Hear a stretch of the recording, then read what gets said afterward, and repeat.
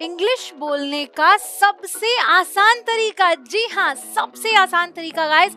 अगर आप डे 1 से बिल्कुल आज से ही इंग्लिश बोलना शुरू करना चाहते हैं तो फ्रेजेस की तैयारी कर लो। और ये कोई ऐसे वैसे फ्रेजेस नहीं है जो सभी बताते हैं, यानी कि पूछना हो आप कैसे हैं तो हाउ आर यू बोलना है, जवाब देना है मैं ठीक हूँ तो आई एम फाइन बोलना है। सिर्फ वो नहीं, असल जिंदगी में आप जिस तरीके से बात करते हैं वो फ्रेजेस आपको मिलेंगे, यानी कि आपको रियल स्पोकन इंग्लिश फ्रेजेस मिल रहे हैं गाइस। जैसे कि अगर आपको कहना हो मैं संभाल लूंगा या मैं संभाल लूंगी, क्या बोलेंगे? I got this, I got this. जी हाँ, बस छोटे छोटे फ्रेजेस हैं, इन्हें आप आराम से याद कर सकते हो गाइस। रट लो इन्हें, समझो भी बट रट लेंगे, काम हो जाएगा। जैसे बोलना है रहने दो, let it be, let it be, बस इतना सा है। क्या? Let it be. साथ में बोलकर देखिए, मजा आएगा, बहुत ही आसान है। अब ये देखिए, कहना है मैं देख लूंगा, मैं देख लूंगा, I'll handle it, यानी मैं संभाल लूंगा, don't worry, I'll handle it। Okay, कहना है मेरा काम खत्म, कोई भी काम आप कंप्लीट कर लो तो आप बोल सकते हो I'm done, I'm done। What about you? तुम बताओ, मेरा काम खत्म, I'm done।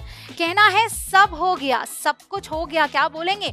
All done, all done, all right। कहना है बस इतना ही, क्या बोलेंगे? That's it। क्या? That's it। बोलकर देखिए, That's it। So guys, इसी तरीके से आपको बहुत सारे फ्रेजेस मिलने वाले हैं, इसलिए वीडियो में अंत तक बने रहिएगा। एवरीडे यूज के और भी फ्रेजेस देखिए। मुझे करने दो बोलना है तो बोलेंगे Let me do it, let me do it, let me do it। Okay, कहना है इसे रख लेते हैं, इसे रख लेते हैं, क्या बोलेंगे? Let's keep it, let's keep it, let's keep it। कहना है कुछ नहीं है, It's nothing, it's nothing। कोई पूछता है क्या बात है? It's nothing, okay? It's ना कैसे हो? मैं ठीक हूँ, I'm good, so I'm fine से आप ऊपर उठिए और बोलिए I'm good। मेरे साथ भी ऐसा ही है, किसी ने बोला I'm good, आप कहते हो मेरे साथ भी ऐसा ही है, यानी कि मैं भी ठीक हूँ, same here, same here। फिर कहना है सब तैयार है, आप किसी चीज की प्रिपरेशन कर रहे हो, सब कुछ तैयार कर लिया आपने, आप बोलते हो ऑल सेट, सब तैयार है। बढ़िया लग रहा है, कोई अपना प्लान बताता है, आप कहते हो बढ़िया लग रहा है, सही लग रहा है तुम्हारा प्लान, कैसे बोलेंगे? Sounds good, sounds good. कहना है मैं तैयार हूं, कोई गेम है, किसी चीज में पार्टिसिपेट करने के लिए आप तैयार हैं बोलना है तो आप बोलेंगे I am in, I am इन। कहना है मैं नहीं कर रहा, मैं तैयार नहीं हूं इसके लिए, मुझे मत लो इसमें, मैं भाग नहीं ले रहा, I am out, I am out. All right. फिर है आई एम ऑन इट, ये कब यूज करेंगे? जब कहना हो मैं इसे कर रहा हूं, आई एम ऑन इट, मतलब मैं ये कर रहा हूं, प्रोसेस चल रहा है। ओके, कहना है पहले ही हो गया, डन ऑलरेडी, ऑलरेडी मतलब पहले ही, और हो गया यानी डन, डन ऑलरेडी। ये आपको मैं छोटे छोटे फ्रेजेस दे रही हूँ गाइस, ये छोटे फ्रेजेस असल में आपके इंग्लिश बोलने में हेल्प करने वाले हैं। तो आप कमेंट सेक्शन में जाइए और मुझे बताइए कि आपको और कैसे फ्रेजेस चाहिए, वो भी।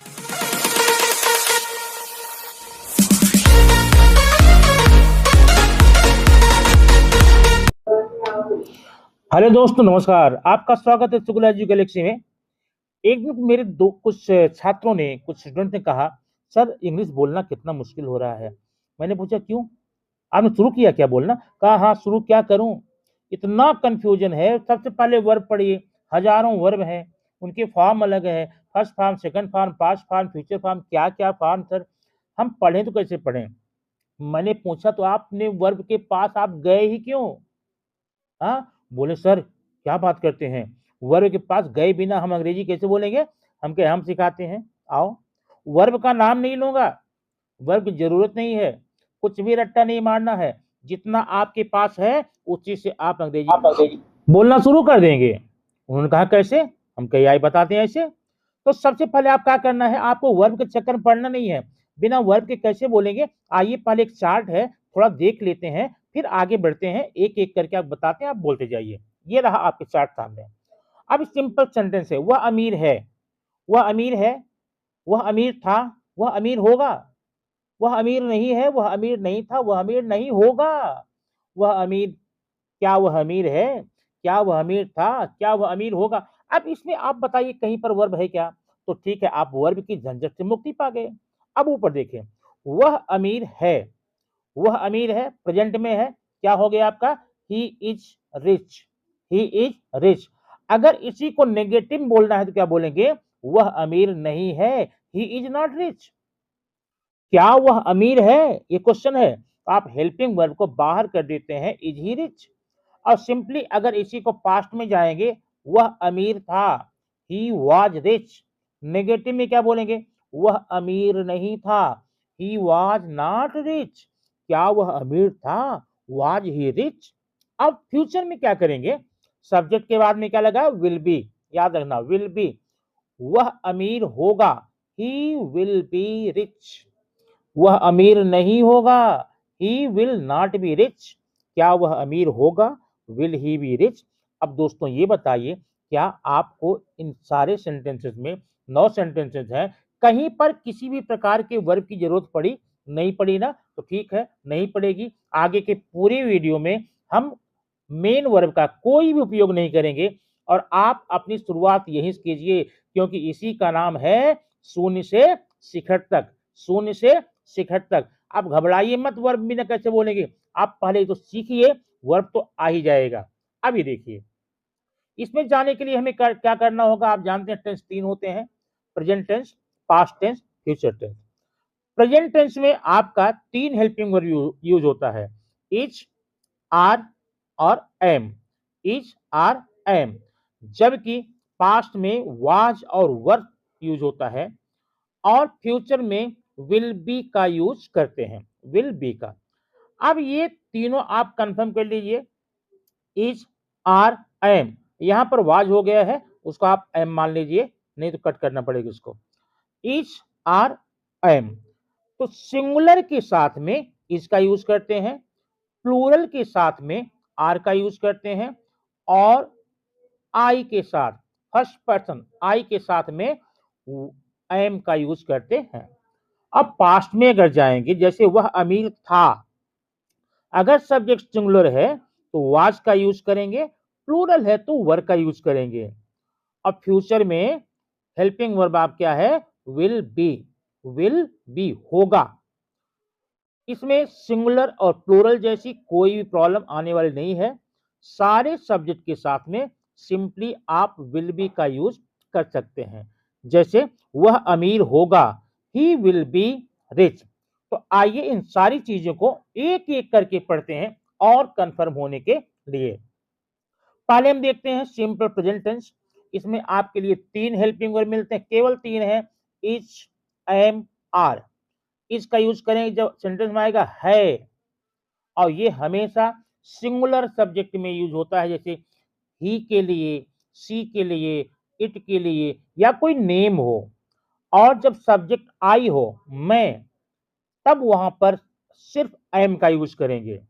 जबकि प्लूरल के लिए कौन कौन है प्लूरल? दे, वी, यू, या इसके अलावा कोई भी प्लूरल सब्जेक्ट हो, बॉयज हैं, गर्ल्स हैं, वी हैं, दे हैं, काउज हैं, इसके लिए आपको आर का यूज करना पड़ेगा। और हिंदी में यह होता है हैं या हो, जैसे वे बहुत चालाक हैं, दे आर वेरी क्लेवर। आप बहुत चालाक हो, यू आर वेरी क्लेवर। इन 3 हेल्पिंग वर्ब को ध्यान से आप रखिए, ध्यान रखिए। अब इस सेंटेंस है, वह अमीर है, वह सिंगुलर है ना, तो वह के लिए क्या लगाएंगे? इज लगाएंगे, ही इज रिच। और अगर इसी को नेगेटिव बनाना है, इसी इज एम आर के बाद में नॉट जोड़िए, ही इज नॉट रिच।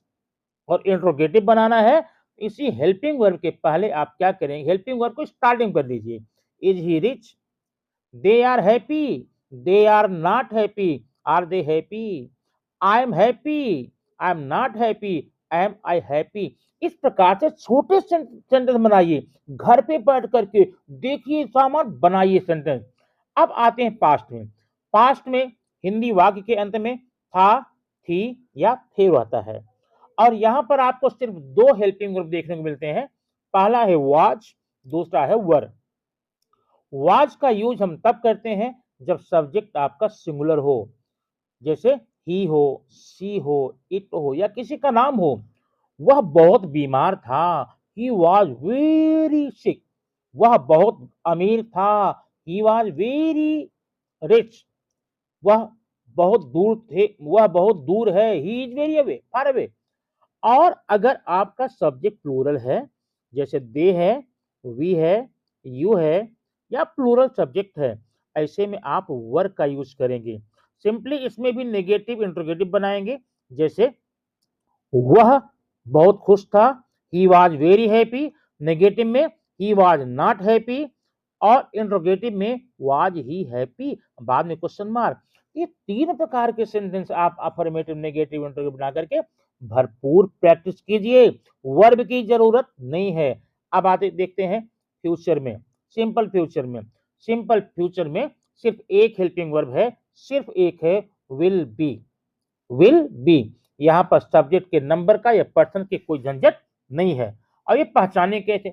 जब वाक्य के अंत में होगा, होगी, होंगे, होगा, होगा, जैसे वह बहुत दूर होंगे, वह बहुत खुश होंगे, वह गरीब होगा, ऐसे में विल बी का यूज करेंगे। और नेगेटिव इंट्रोगेटिव सेम रहेगा। जैसे वह अमीर होगा, ही विल बी रिच। वह अमीर नहीं होगा, he will not be rich. क्या वह अमीर होगा, विल ही बी रिच।